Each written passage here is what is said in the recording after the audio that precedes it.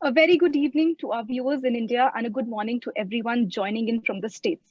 I extend a warm welcome to all of you on behalf of the Indian Institute of Management, Bangalore, to the 21st edition of Vista 2021, Asia's biggest B-School Summit, presented by Bank of Baroda, co-powered by Cloud Files. It is a proud privilege to host a visionary and a distinguished guest amidst us, Mr. Brian Moynihan, the Chairman and CEO of Bank of America, as a keynote speaker. Although the name is enough, but as a small description, Bank of America is a multinational investment bank and financial services holding company committed to making financial lives better. The bank holds the second highest amount of assets in the USA and is the top global bank on Fortune's Change the World list. Dear Brian, we are honored to have you here in the country, and thank you for agreeing to offer all of us a global perspective, and especially for the students here in India. I now call upon Professor Mukta Kulkarni from IIM Bangalore to take the session ahead. Over to you, Professor. Thank you, Kritika. I completely agree with Team Vista and what our student volunteer Kritika just now said. No one in this audience needs an introduction either to Bank of America or to Mr. Brian Moynihan. But let me please follow our custom of introducing and welcoming our distinguished guest. A little bit about the company first. More than what Kritika noted, they're widely recognized as a leader in financial services, and a few examples of that recognition include being noted on Fortune's list of the best big companies to work for, being named Global Finance's best bank in the United States and North America, being placed on Forbes' World's Best Employers list, and being recognized as the top global bank on Fortune's Change the World list. Bank of America's inclusive and empowering stance towards various stakeholders has also been recognized. For example, it was the Catalyst Award winner for supporting the continued development, empowerment, and advancement of women in the company and around the world. It is also recognized annually as a top employer by Working Mother, Latina Style, Black Enterprise, Military Times, and US Veterans Magazine. Of note, in recent times, Bank of America is included in the Forbes Corporate Responders list of 25 companies leading through the health crisis caused by the coronavirus. Leading this extraordinary company is Brian, our guest of honor today. Brian has also been instrumental in shaping the broader economic and market discourse through his various positions. He is the chair of the World Economic Forum IBC, that's International Business Council, chair of the Clearing House, co-chair of the American Heart Association CEO Roundtable, a key member of the Financial Services Forum, the Bank Policy Institute, the Business Roundtable, and the Business Council, and the Federal Advisory Council of the Federal Reserve Board. Of note is the fact that Brian is also a member of Vatican Council for Inclusive Capitalism and co-chair of His Royal Highness the Prince of Wales' Sustainable Markets Initiative. Shaping the global discourse further, and especially with regard to human rights and inclusion, Brian leads the company's Global Diversity and Inclusion Council and is a member of the Museum Council for the Smithsonian's National Museum of African American History and Culture. He also serves as a member of the Brown University Corporation's Board of Fellows, the Catalyst Board of Directors, the Council on Competitiveness Board, and the Appeal of Conscience Board of Trustees. Brian works with public officials, businesses, and civic leaders through his participation on the Charlotte Executive Leadership Council as chair, the Massachusetts Competitive Partnership, and the Partnership for Rhode Island. Brian, I agree with our student volunteer who said it's an absolute honor to speak with you today. Our students, members of the faculty, and I look forward to hearing your views on everything from ESG to sustainable finance to where you think banking is headed. If it's okay with you, we can jump to our conversation. Sure. Thank you, Professor, and thank you for being here today, and thank you to the students for attending, and thank you to Kaku, who leads our group in India and the great work she's done through this pandemic with on behalf of our teammates in your country. And I look forward to hopefully all of you are looking forward to celebrating your 75th Independence Day here shortly. And we look forward to recognizing the great country that India is today and its leadership in the world. Thank you, Brian. And since we spoke about the pandemic just before we started the call, the last year and a half has been quite extraordinary in many ways, given COVID and COVID-related uncertainties that all of us have faced. If I were to kind of ask you, what would you say are the key learnings in this period of uncertainty for you personally, as well as for Bank of America? Well, on one thing, business, we have 200,000 teammates that work for the company. Then we have about 600,000 family members behind them. And so we took a teammate-centric, customer-centric, and then community-centric view of this. And if we knew if we took care of our team and they could take care of our customers, and we took care of our customers' demands for loans and triage around the pandemic, we knew that ultimately, and took care of our communities, ultimately the shareholders would benefit. And I think what we learned is that's the basic principle. If you have a balanced view of how you're going after it, but in a world where you're under fighting a war against the virus, and this is a war that the world, the interesting thing is every country's on the same side. It's a world war, but everybody's fighting the same battle. And we had to win that battle. And that's what businesses learned a lot about how to manage the medical aspects of their teammates because of necessity. The second thing we learned is how to operate in a much more flexible manner in terms of deploying 100,000 computers into people's homes, including our teammates in India who on very short notice all had to start working from home with Wi-Fi, my Wi-Fi type of devices and computers so they could do their work, and they did a spectacular job of doing it. And then, and you did all that and still, it wasn't like everybody shut down. The typical, storm or something like that, the business community shuts down, everything's closed, waiting for it to end, snowstorm or a hurricane or something, or those types of things. What's different in this is you stayed open and you kept operating during this, and that was pretty unique. So you had to learn how to operate with people in their homes in a different way. You had to keep the branches open, keep teammates safe. So you learned about you learned more about medicine you probably would ever learn as a lay person. You learned a lot about taking care of people. You learned a lot about really helping people. We have 700 teammates that talk to the employees who are sick and helping make sure they get medical treatment and their families are taken care of. But most importantly, you really learn the benefit of starting with your teammates and working, because at the end of the day, if your team is not able to do a great job for your customers, you're not going to be able to be successful. Well, thank you, Brian. And the S part of ESG, you sort of already led us to that question, and you've done so much in terms of shaping the ESG frameworks as well as the metrics. And some of what you noted already kind of ties to that. So why don't you walk us through your global initiatives towards ESG goals?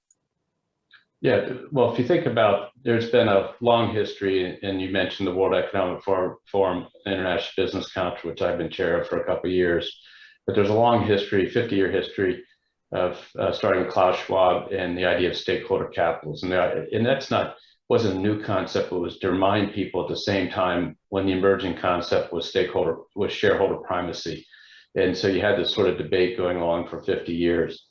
Meanwhile, the UN, in a role that was different over time, became much more, in the last 50 years, much more involved in the world in terms of developing countries and what could be done to help and make sure that the growth in the world was fair and balanced. And that led to a concept of the Sustainable Development Goals, the SDGs they're called, which are, 190 plus countries got together and said, how do we define success for the world? And that's sustainable development. Here's the goals of that. So what the metrics that we've been working in the IBC bring together is the goals that align to the SDGs. So in 2015, it was released. In 2017, many large companies signed a pact to deliver their company against the SDGs, but there was no way to measure that. And so that's what, working with the big four accounting firms, the World Economic Forum, and the companies in it, we came up with a series of metrics that could allow society to say, stakeholder capitalism works. Here's the alignment of capitalism to the goals of society. Here's the measurement system that measures it. and then here's the progress year to year. And we've gotten there's about 100 companies disclosing it. If you look at our annual report, you can actually see our metrics. What that then avoids is millions of metrics nobody can figure out, and gets to a concrete set of metrics that everybody can do. And then we can put our weight behind that define progress on the SDGs, progress on the ESG. And so investors, lenders, customers, society can look at a company and said, are you making progress on helping what society needs from you? Is yes, profits and purpose, but they need you to make progress in the SDGs. So that was the genesis of it, and they're available publicly that, you know, the students can look at them. But the key is they're balanced across all people, prosperity, planet, and principles of governance. And so, you know, they're balanced across all measures, and they're straightforward enough that people can actually understand them and absorb them. And that's been good. So we've got 100 companies. We're working with the IRFS to put them in there. We're working to consolidate the efforts around it and trying to make sure people see that balanced scorecard of ESG metrics aligns the SDGs. But you always have to step back and why are we doing it? If we don't have capitalism aligned to deliver on these goals, they will never get delivered. There's not enough charity. There's not enough, you know, the government doesn't have enough money. You have to get all the companies and all the employees of those companies aligned against those goals. Well, Brian, I completely get the fact that, and I read the report, it's beautifully written. You had buy-in from a variety of people and organizations. It is indeed industry and geography agnostic. However, what do you think about the initiatives and their application in India or emerging economies? Well, I think one of the balance questions is, and this comes up acutely in the environmental space as one of the ESGs, is to have it balanced so that it is fair for all. A just transition to new energy has to be just in a transition. So we have to make the transition, but we also have to make sure that countries like India that have huge demands for power and energy because they're growing and developing have that power and energy. What you hope to do is steer them towards, and we do a lot of work in your country, Kaku and the team do for solar and wind and other types of installations, hydro, etc. But you have to steer them towards these new sources of energy so that they don't go down the same path, but would be selfish on the behalf of the largest developing countries, the largest developed countries, to say, well, we went down this road, but you can't. So we have to have, that's what we call a just transition, especially environmental. When you go to the other aspects, it's the same elements to it. And so, you know, your country has had a series of regulations and efforts that require business to spend money on the ESG as part of the goal. And we've, Kaku and our team put to work $30–40 million over the last several years towards a myriad of goals for women, young women especially, for education, for education and disability and things like that. But it's that acknowledgement that your country's had that capitalism actually has to drive this. And so I think as you see it play out, you'll see that it has to be fair to all the countries, and especially those that are developing, to get energy, to be able to develop, be able to make their way in the world, and their citizens to develop ever increasing standards of living. But it also has to be along the right dimensions, and that's going to take some sacrifice around the world to make sure that happens. So then would we then think on the lines of the 21 core metrics or the 34 expanded metrics? Would we measure progress on them differently across different geographies? I don't think you need to. The starting point may be different. The goals may be different because just of where you are. And there may be an emphasis on one versus the other. But I think we built these to be global, and so we have companies from all the countries. And you know, one of the great pleasures I have is it unfortunately hasn't been able to be in person, but in the summer we get the IBC together in Geneva, and it's well attended by the great business leaders from your country, from India, and they come in and they're all, you know, they're all bought into this, they're applying it, and they're delivering it. And so we have, you know, Japanese companies, Indian companies, US companies, European countries, African companies. So the idea is the metrics are deployable across every area. The question is, do I start at 6 or 5 or 4? That's going to be dependent really on the company and where they start and where they can go. So diversity metrics or representation metrics might be different. in country A versus country B just because the populations are different. But the idea that you have to be diverse and allow an opportunity for all to move through the educational and economic system is not a uniform thing. In your country, a lot of our emphasis is on women into the economy. That's probably a little bit different than it might be in Europe, but the idea, the principle is of women participating fully in the economy is a principle which has to be delivered upon across the globe. It just may be at different stages in development. I agree. I mean, I can see how that would apply, whether you do people, prosperity, planet, governance, they're universal enough that they could be tweaked wherever the country is in their line of evolution. An allied area, Brian, that you have done a lot of work is sustainability. And you have worked quite a bit and quite closely with many international leaders on the issue of sustainable finance. Could you tell our students and us a little bit about what sustainable finance is and what it looks like in practice at Bank of America? Sure.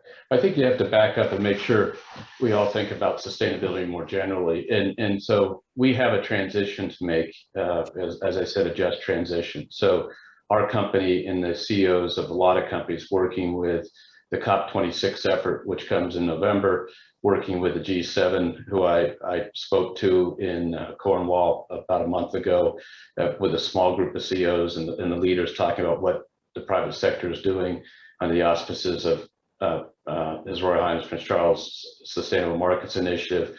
We work with Secretary Kerry, the International Envoy from the United States on environment.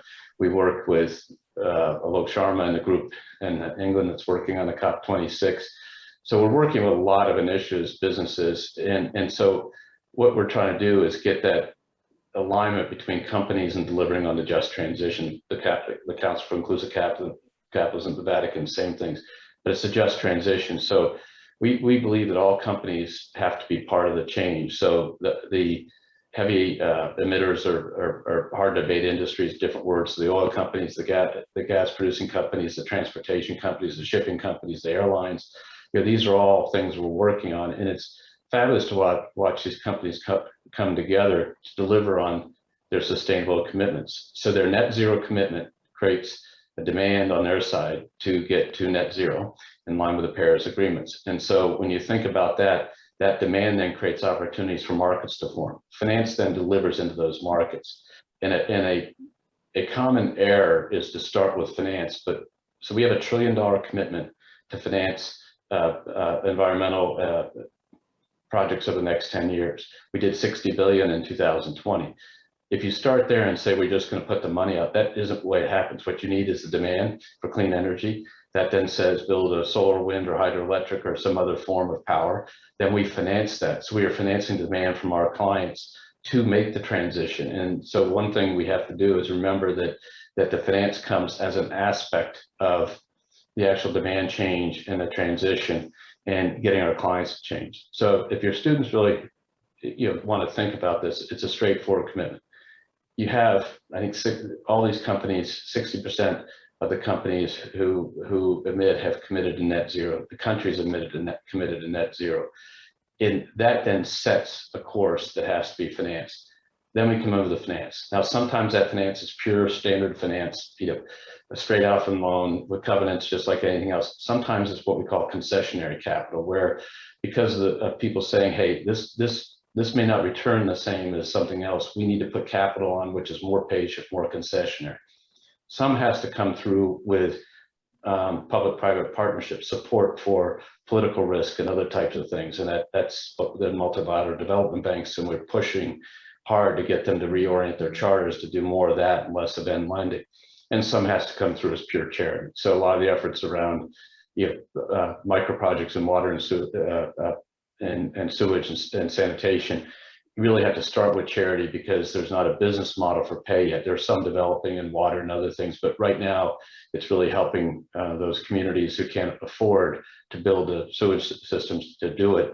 And that can be either government charity or private charity, but then you can put business models on top of them by having very low pay, but that can provide revenue streams that can sustain. So there's all kinds of different structures, for lack of a better term, needed. But with all the work we're doing, we're identifying those projects and also identifying with the big four accounting firms in the Commonwealth countries, including your country. Prince Charles has commissioned that big four accounting firms to go through and look at all the projects.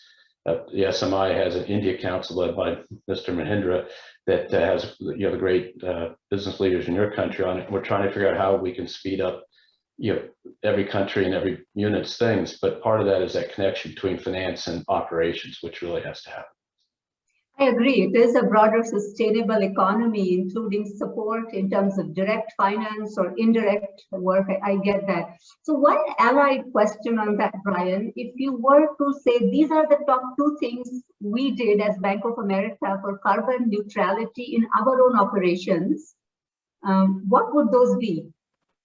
Sure. If you think about what we do, if you really think about literally what we do in our operations, it's the consumption of power, light, heat, paper, and things like that. So we've been making commitments to reduce that, over and over again across the last couple of decades. And so that's the number one goal. We keep bringing down the cost of our operations, the electricity use. Then if you look at that electricity use, can you get it from clean sources? So for an example, just recently we announced a project in North Carolina with the Duke Power, the local power company, and Lynn Good, the CEO, who I work with on one of the committees your teammates, your colleagues mentioned earlier. We announced a major solar project to help provide clean energy so it can go into the grid to help us be able to take our $100+ million energy bill each year and bring more of it to clean. We have put solar panels on top of many of our any branch that we can own and do it to. We're trying to put solar panels to introduce more clean electricity. The use of our data center electrical elements, we've worked hard to reduce the configurations and energy usage and things like that. So, very concretely, you have to drive it down. Then you get to the second order, which is, our teammates travel, for example, and they decided the pandemic is hard. So we now are offsetting all our teammates' travel with a commitment to a company to do sustainable aviation fuel. So SpiceJet in your country use a lot of sustainable aviation fuels, and so it may not be able to go on literally the plane that teammates flying on, will go into some place, and so instead of a gallon of kerosene, it'd be a gallon of sustainable aviation fuel. But you need people to pay for it because it's twice as expensive until it scales and gets cheaper, but it works and doesn't require any change to the eco structure, the structure that produces, that your airplane runs on. In other words, it can be blended in and go right into the same pipeline, same jets, same engine and burn, and that's tremendously efficient in terms of distribution of it. We got to build it. And how do we do that?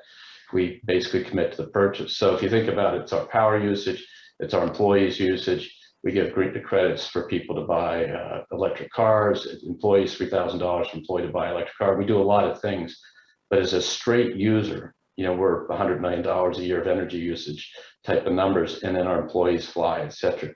The real question is, how do we educate our customers to make that same transition?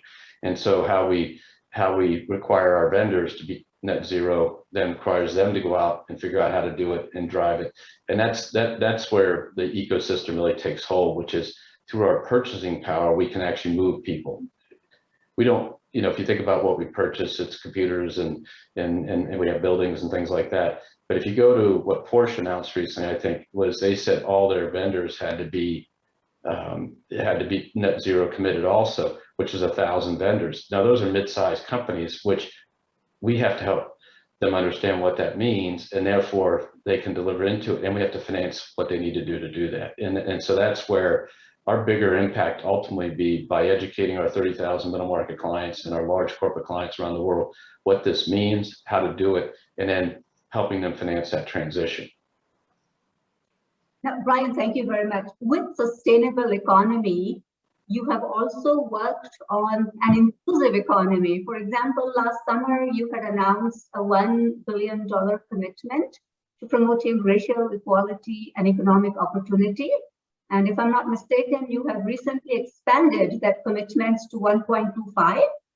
So I have a two-part question on that. If you can, one, talk about the commitment a little bit, and two, how you would translate that commitment into measurable progress within the local communities where you are promoting equality and opportunity. Sure. So you got to go back a little bit and and history to understand how that came up. And then there was obviously a recent part of it last year. But we had been looking at, there's a professor from MIT named Raj Chetty and a professor from Brown named John Friedman who've done this, who got access to a lot of data, IRS data, which by statute, there's access allowed to these government databases to do this kind of research, but he got access to it and he did a bunch of work. And that work basically shows really opportunity. It's measuring opportunity, the ability to move from one economic strata to another economic strata, and the differences caused by where you live, et cetera, that race and things like that. And so Charlotte, our corporate headquarters town, didn't fare well in that. There are 50 large geographies we looked at. We were 49th or 50th. So a group of people said, the government got together and created an opportunity task force. One of my colleagues, Andrea Smith, helped chair that. That came up with the principles of what we need to improve. Then the business community stepped in and said, well, what can business do to improve that? We can't do all the things, but we can do things to help the educational system, et cetera. So that sort of got us going. Now, as we were doing that, we started also getting this idea of outside our company, what are the things we could do to help create more opportunity? Our company inside is a company of opportunity. Who we hire, we exceed the diversity of society in the United States. The teammates come in with a career mindset. The minimum pay in our company for a starting person in the United States is $42,000 a high school graduate, plus full benefits of healthcare that's subsidized heavily by the company, education reimbursement, things like that. So we are a great employer. We hire people with a career mindset. We train them dramatically while they're there to keep that career mindset going. And we hire a very diverse population, not only from high schools and other things, but also from college and university. And so that's sort of how you affect it. The question is outside your company. So we were working on a program to reorient some of our charitable work to much more about opportunity creation along jobs, healthcare, housing, and skills building and things like that. And then we got hit with a pandemic.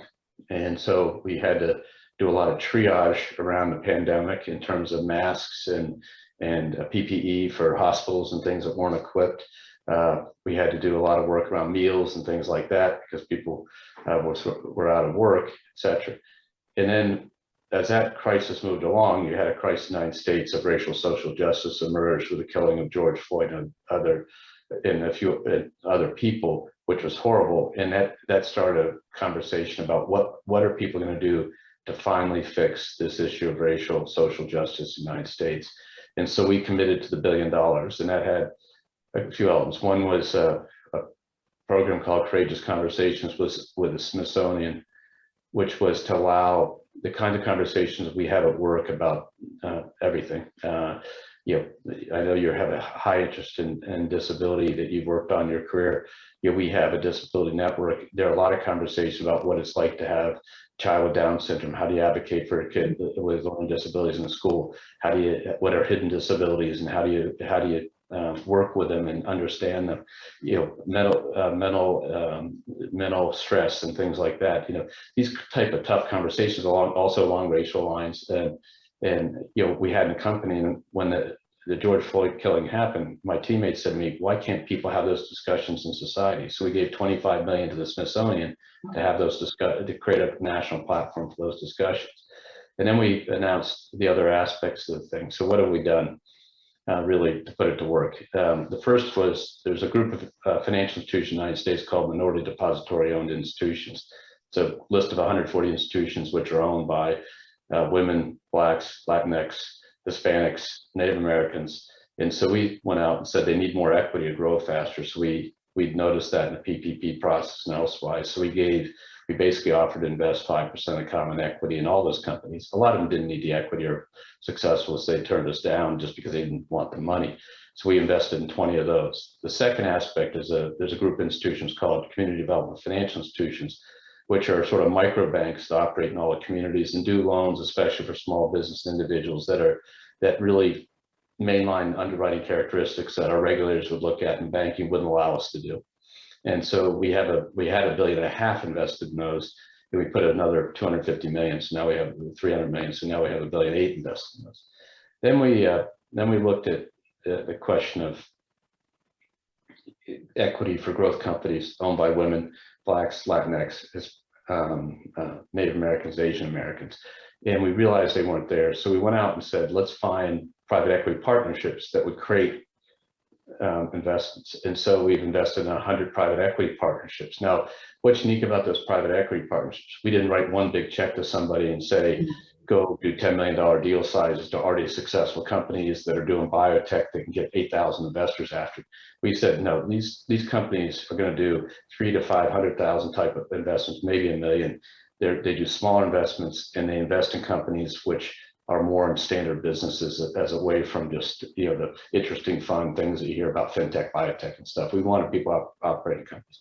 The second thing is all these companies, all these private equity firms are run by women, Blacks, Latinx, Native Americans, Asian Americans, which means you're creating entrepreneurial wealth for them if they're successful, who they employ, et cetera.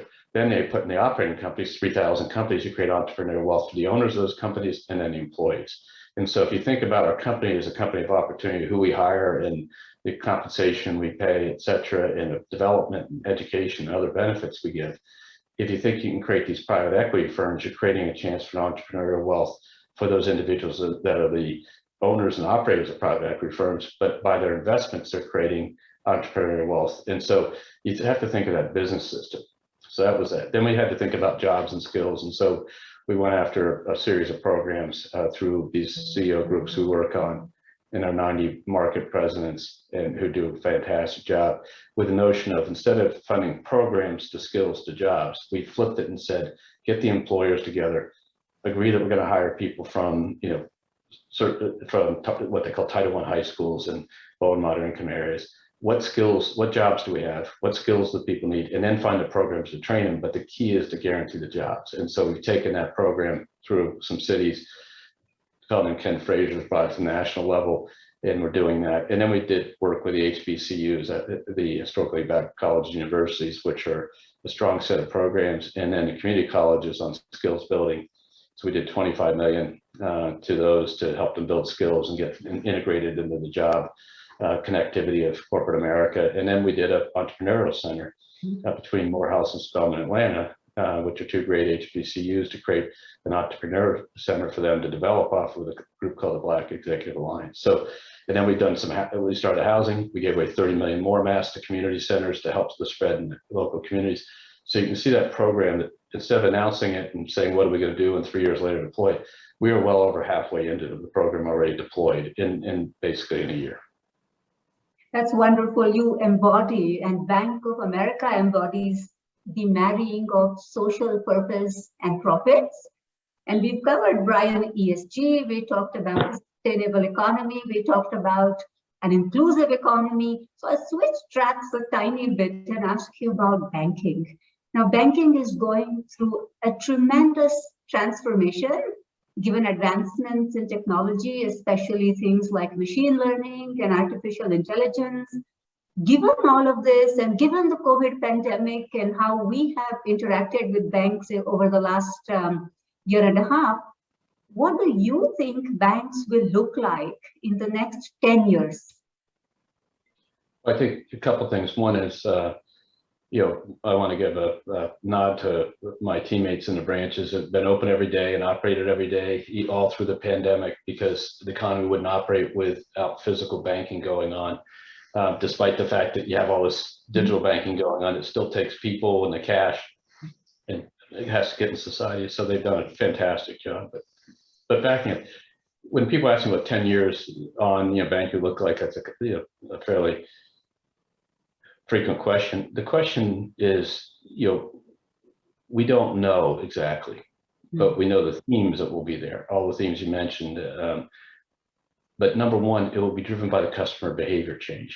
And so you can't get ahead of your customers. You got to be just with them and push them a little bit and then let them catch up with you. So the idea is you have to build capacity, which they might not know they need yet, but it's got to be consistent with what they want and what they need. So when you think about digital banking or digital investing, or in the corporate treasury services, you know, money movement by large companies, and you know, all these are things that people have shown they needed, and you push them. So if you said over the next 10 years, it'll be more digital. It always will. But we still believe it's a combination of high tech and high touch in all our businesses. And as you get into relations like investment banking, it's even more high touch. Interesting enough, we learned some things which I'll come back to. So it'll be more digital. It'll be more personalized, as the saying goes, because it will be in more always on. In other words, that right now people log in to their mobile banking device and do something. The question is we keep moving to bring more always on with it, more notifications, more this transaction, is it yours, more advice to them on a real-time basis and things like that. That will never change. And so so what makes that happen? What this comes out of is the ability to, it takes the data lakes, the ability to store data and make sure it's accurate, because if I'm going to make a decision about your financial life, I better be accurate. If I'm helping you make a decision about, which way to turn in a corner and it gets wrong and you have to turn around and go back a little bit, that's not going to change your life dramatically. But if we don't have the right data for your financial decisions, and that then means the models don't operate. So it's the data, it's the array of the data, then it's the artificial intelligence, machine learning operate on that data. Then it's voice recognition to make that data even more accessible, because without that, people just aren't going to keep typing in and figuring out all the commands they need to use. So you need to make it completely natural language. And we have this thing called Erica, which has 18 million users or something like that. That is pretty neat in terms of you can just talk to it, it comes back. And then it has to have networks to be able to distribute it. And people forget that when you touch the Bank of America mobile banking app, it's sitting on 100 and some systems. It's got whatever number of accounts you have and all the transactions in it, and you're going to be talking to it and saying, can you find a check I wrote 6 months ago, or a deposit I made, or a purchase I made? And it's got to access all that and give it back to you. And you may be in a car going 40 miles an hour in the street, so you need that that 5G type connectivity really distributed, not as patchy as it is even in the United States today, that allows people to get that information. And we need the internal networks that can find it with speed and deliver it with speed, because people's patience to wait for the response is not high, and they'll cut out and drop off. And so that's the principles that will be behind all this. And we don't know where it goes, but we can see where it's taken us so far. We had 6,100 branches a decade plus ago. We now have 4,300. We had 100,000 people working in our retail system. Now we have about 65,000. We had, no checks deposited. Now we're up to 80+% checks deposited by mobile and ATM deposit, not at the teller. Cash usage is going down every year. In investing, we have 4 million people filled out our automated thing called Life Plans, which is an automated way that you can figure out your financial planning future and things. And so we've done a lot of work on that didn't exist, and then it's been extrapolating. But today, or not today because it's Saturday, but yesterday, 500,000 people walked in our branches. Oh, wow. And so, so you still have a lot of people. So people say, well, half your sales are digital. Well, the other half aren't. So you need both high touch and high tech, because until the technology really advances to where it can do that much, until people advance themselves to where they are willing to use it that much, we need people who do a great job, and we have a lot of them to help those clients. So it'll be everything it is today plus more, but it'll be in a configuration that will be more dictated by client activity than anything else. I'm so glad the high touch remains, Brian, as somebody who is a customer also. The high touch is important along with the high tech. So I'm so glad you said that.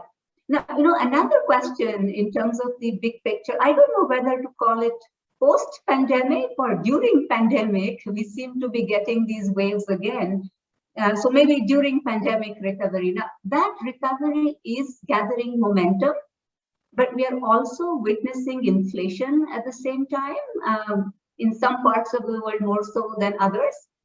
How concerned are you that the inflation risk may likely dampen the pace of global recovery? Well, I think we have to step back and think about what's predicted carefully. And So if you think about the economist that we have, Candace Browning-Platt that runs our research platform that is a global platform, and it does it one of the best in the world every year. They're voted among the best in the world, if not the best in the world most years. And so they do a great job. They have, the global economy growing 5% or so, 3.5% this next year and picking up. So there's a lot of growth predicted out there, and that's kind of interesting. They have the United States growing at almost 6% this year and 5% next year. Those are big numbers. And the United States economy passed in the second quarter of 21. It's as big as it was going into the pandemic. So even whether it's post-pandemic or during the pandemic or at the end of the pandemic, whatever way people want to describe it, the reality is the economy is as big as it was back then, and it's growing predicted to grow at 3 times the rate. And not only this year, but next year, which is the important one, the second year, it's predicted to grow 2.5 times the rate it was predicted to grow at 19. And so what also is, so if you sort of did a column of stuff about the US economy, you'd say, size basically the same from the second quarter of 19 to the second quarter of 21. Predicted growth rate 2% versus 5.5 or 6, and then 5, type of numbers. The interest rates, Fed funds rate, the short-term interest rates are 0 now, and we're 2% then, so a lot less accommodative economic activity. The stimulus in people's accounts, in the consumers' accounts, and the stimulus, including this infrastructure bill and whatever else is done, is still in people's accounts. In other words, our stats show about 40% of the stimulus dollars that went to American citizens has been spent. They have a lot more money in their checking accounts. They have a lot of borrowing capacity they aren't using. So that's complete. In 19, the account balances are 5 times bigger for people under $2,000 average account, not a little bit bigger, 5 times bigger. And so if you take 2019 to now, all the people have more money in their checking accounts. They have more to spend. They have, the earnings levels are up. Their spending levels are up. So what is different? It's the unemployment. The unemployment just was announced yesterday for July at 5.4, but it's running 5.4 versus 3.5 or 3.7 or what it was back then. And that's, so if you step back, the Fed is saying we have to stay accommodative with our dual mandate of, sort of price inflation, but the other part of the mandate's employment. And they are saying 2 key phrases. One is there has to be substantial further progress towards the economic recovery, which largely means unemployment at this point, because the economic, the numbers and purchasing and everything seems fine. And then secondly, the inflation that they see is still temporary. And so transitory is the word they use. And so for your students, just keep listening to those words changing. And what happens, you're starting to see them change in the minutes and other things where they're saying, let's start considering tapering, i.e. reducing the bond buying, the purchases, to reduce the support in the push down the interest rate cycle, because it's time to start talking about that because the recovery's there, but it's still premature. Now, when you move to inflation, the great debate is, is it temporary or not? Is it transitory or not? And right now you're seeing supply side price pressure, it's pretty high. When I talk to clients out there, commercial customers are saying we're passing through all the prices we can because we know we got to get it done now. When you talk about to those clients about hiring people, it's very hard to hire people. There are more job openings than unemployed. The unemployed, about half the jobs that haven't come back into the system from pre-pandemic are really around leisure, travel, restaurants, and things which are still fully going to operational mode. Cruise ships, airplanes, etc. Plane travel and stuff. The revenues of those companies, in some cases, are as high, but they just aren't fully open yet. They're growing, and not just high, but they're growing fast.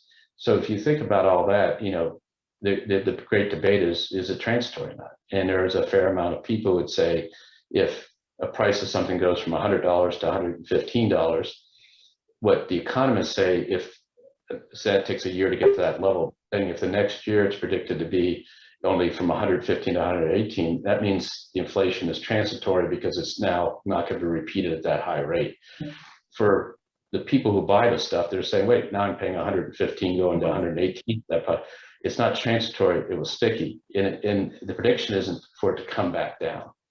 And so that's the great debate. And so that, if you saw wood price in the United States, they went up and came down. But on the other hand, wages don't come back down. So the question is, what's sticky, what's not? You know, and economists spend a lot of time debating that. But the reality is we won't know till we know. And then the question is, by the time we really know it, is it too far ahead of us? And then the antidote to inflation that you know in your country and other countries is you have to raise rates fast and slow down the economy. And that doesn't feel good. It's not that you don't have the tools to control it. It doesn't feel good when you do. And that's the debate that's going on in the market every day. Because the jobs numbers just came out, you saw a move to say rates rose in the 10-year bond and all that stuff. It's all in response to this idea. The economy's recovered, frankly. It's big. The recession ended a year ago almost now. So it's not a recession caused by it. The question is, can we get we got to get the rest of the Americans back to work. And that's the question on the table, and how much inflation you want to accept to get them back to work. And then also with their new standard of average inflation, are they seeing it? And if you go back to longer term averages, you don't see it much above their target, but if you use short term averages, way above. And the question is how that plays out. So I would listen to the words about transitory inflation changing. And when that does, you know they're going to be on the path to start changing rates. We live through interesting times is all we can say. Brian, we only have 10 minutes. So I have one question, and then I'm going to hand you over to the student volunteers. Before we sign off, and considering the student audience here, what advice, and you earlier spoke about the career mindset. So let me tie it back to that and ask you, what advice would you offer to our young business leaders or emerging business leaders who are about to begin their careers? Oh, number one is, if you're already because they're at your school and successful and taking your curriculum and they're going to enter business, they're entering a profession which can do great things. So they should be proud of that. They've gotten through an education of high demand and high order. That they should be proud of. So they're already much better positioned than the average citizen in the world by leaps and bounds. So now the question is, how do they materialize on that? And to me, that is, number one, is you have to stay curious. The thing is, Professor, you're a life of research, a life of curiosity, a life of driving. When you go to work in business, the problem is you don't have that academic arena around you that keeps pressing you, and those students that come in every day and say, you don't know what you're talking about, let me ask you questions you never heard of, and it presses your mind, and then your colleagues. And so the question is, you got to stay curious, you got to keep learning, you got to keep reading, you got to keep absorbing information, and you have to absorb information from sources that are not the sources that you like, but the sources that challenge you. And so I always recommend people to read a book called A Curious Mind by a fellow named Brian Grazer, who's one of the great movie producers with Ron Howard and Imagine Entertainment. It describes his life and his curiosity conversations, and it's a book I say read that because you'll understand what a really curious person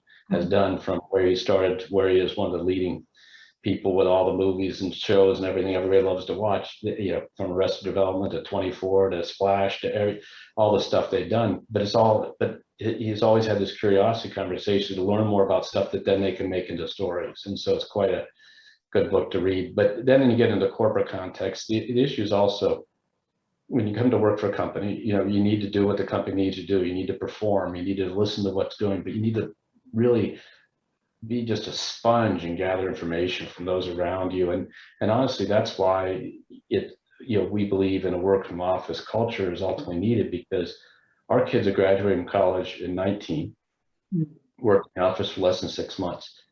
Our kids in 20 have never been in the office. Our kids in 21 are joining us now and going through virtual training. There's just a lot from, think of all those kids next to each other, learning from each other, asking their boss the quick conversation, the stuff that can go on, that can't go on when they're home as easily. And so you have to so be curious, keep learning. You're never going to be as smart in some ways as you are the day you get your diploma. So don't go backwards, keep learning. And then secondly, with a company, get what you need from that company, learn what's important to the company, learn what's important to your boss, learn the why, ask why we're doing this, not just what we're doing. Anybody can be told what to do, ask why we're doing and try to learn from it. And, as I say, don't turn down assignments, because those are the things that are important, but you got to keep your work life in balance, but always do what your boss needs you to do because it's important. But always by trying to ask not what am I doing, why am I doing it is a critical thing. I completely agree with all of these, and I will tie these back when I come. But for now, if I can hand it over to one of our student volunteers, I think, Kritika, you're taking over. However, I must ask you, Kritika, to please only ask one question. We are almost done, closing time. We'll be quick. We'll be quick with our questions. So Just maybe just take two questions. Okay. Yes, we take two quick questions. Praveen, if you can go ahead, please. Yeah. How do global banks like yours evaluate new financial trends like the cryptocurrency or new fungible tokens, especially when they challenge the traditional concepts as they don't have any underlying asset? Could they ever be considered a threat to the conventional banking system? Well, when you think about cryptocurrency, there are different aspects of it. And so we look at it as a transactional medium. So anonymous currencies, are one thing, digital currency is another thing. And then you look at the blockchain and enablement technology. So we have, 60, 70 patents on the blockchain. We have applied it in certain areas. We continue to work to do that. Investment companies doing it, joint ventures among our peers doing it. And we believe in that. Do we believe in digital movement of money? Yeah, more than half the money today by Bank of America consumers, it moves digitally. And so this has been going on for years. The question is what the theoretical improvement by a crypto type currency versus just digital movement of money. And one of the areas that the banking system is working hard on is the international movement of money in small balances and the friction so-called and tariff. The Visa, MasterCard, and other systems are pretty remarkable because when I went to see the Taj Mahal and I wanted to buy something and I hand them a piece of plastic and they give it back to me, when I'm thousands of miles away from my home in a place that I've never been before, it's pretty remarkable that happens. And so the question is, what are we trying to do to improve on?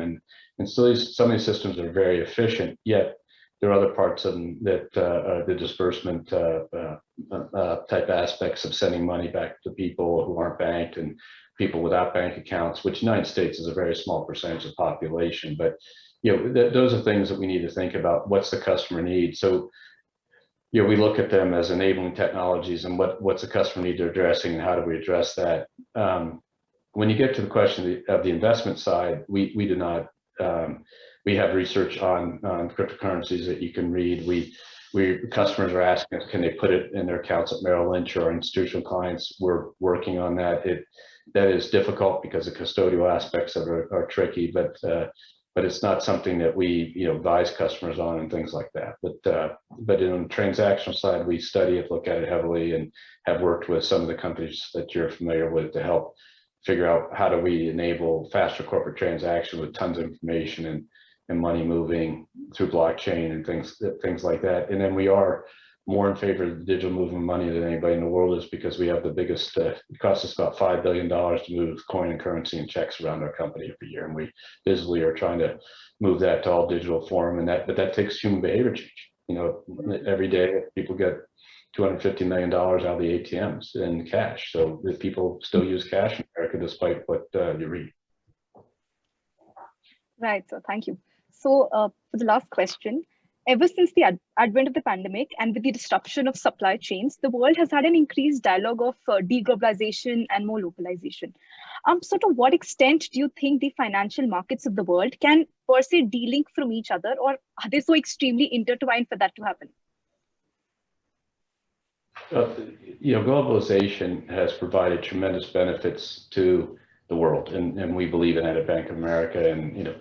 And the question then is, one of the things we've got to be careful of is also created imbalances and inequalities. And on the environmental side, it's had places that were willing to not enforce the same level of environmental standard, et cetera. And so that's the idea of looking at environmental change on a global basis, which is how do we have countries continue to develop but adopt worldwide standards of environmental practice and things like that. So those are the tricky things, but globalization is very important. The economies are intertwined because the customers are intertwined.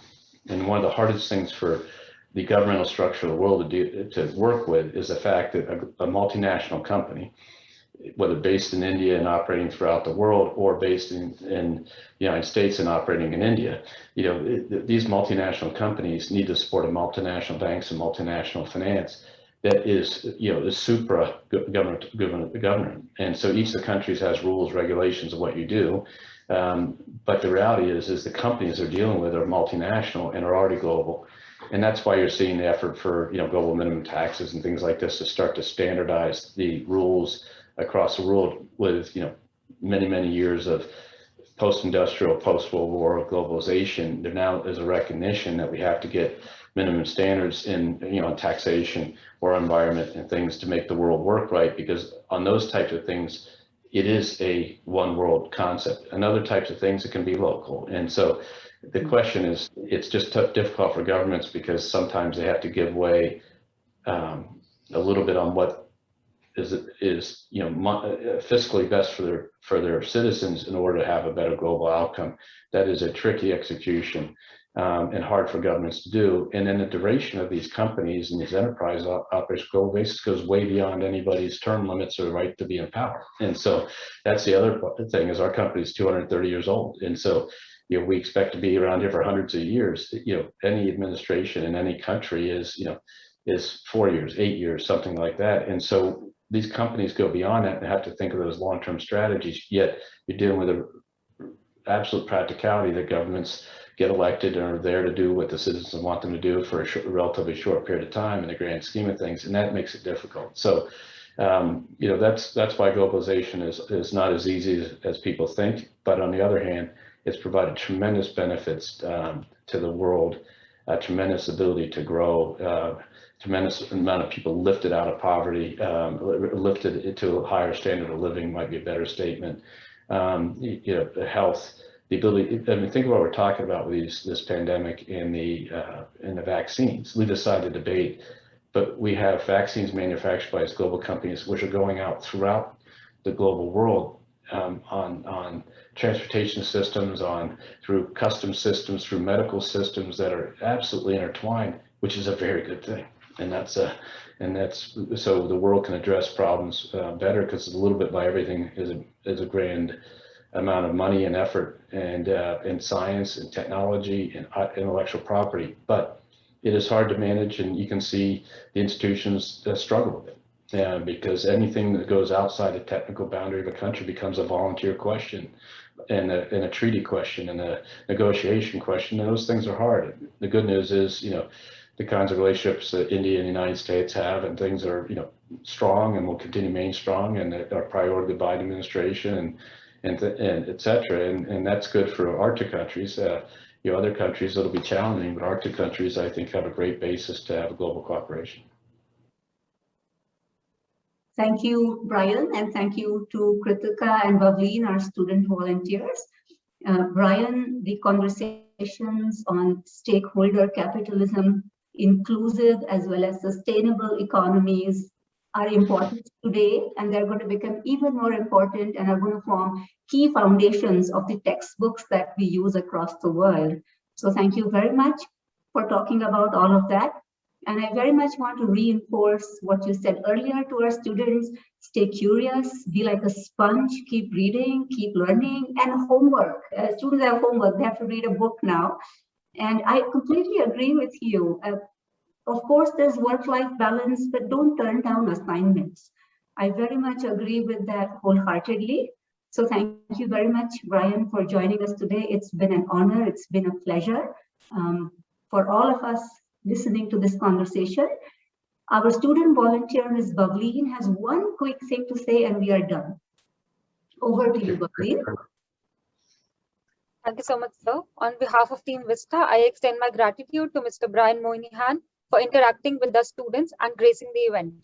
I would also like to thank Professor Mukta for providing us immense support in hosting this session and providing her insights too.